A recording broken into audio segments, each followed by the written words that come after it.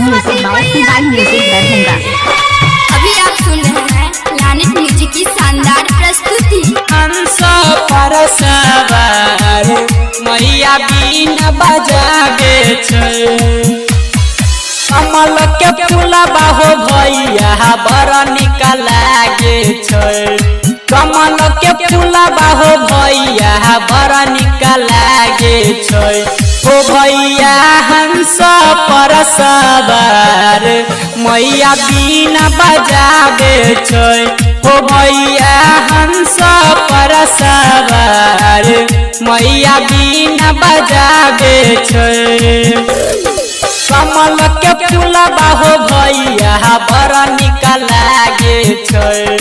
कमल के फूलबा हो भैया बड़ नीक लागे छै। हो भैया हंस पर सवार मैया बीना बजावे छै।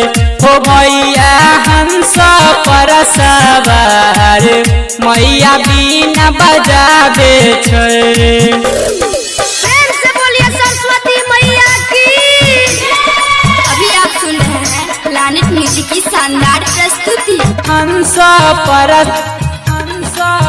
मैया बीना बजावे छै।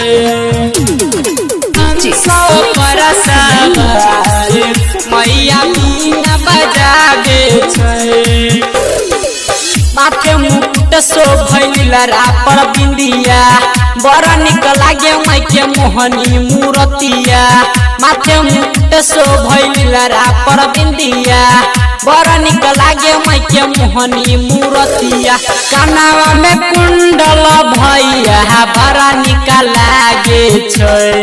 कानावा में कुंडल भैया बड़ नीक लागे छै।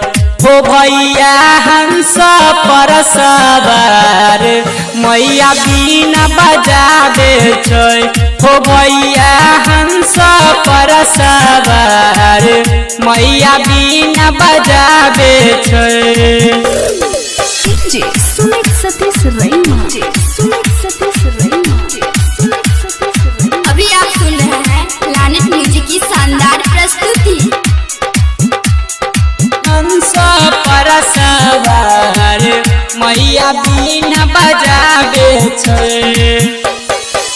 मैया के रूप बड़ लागे बिजोर हो, चल न पूजे सब मिलके भोरे भोर हो।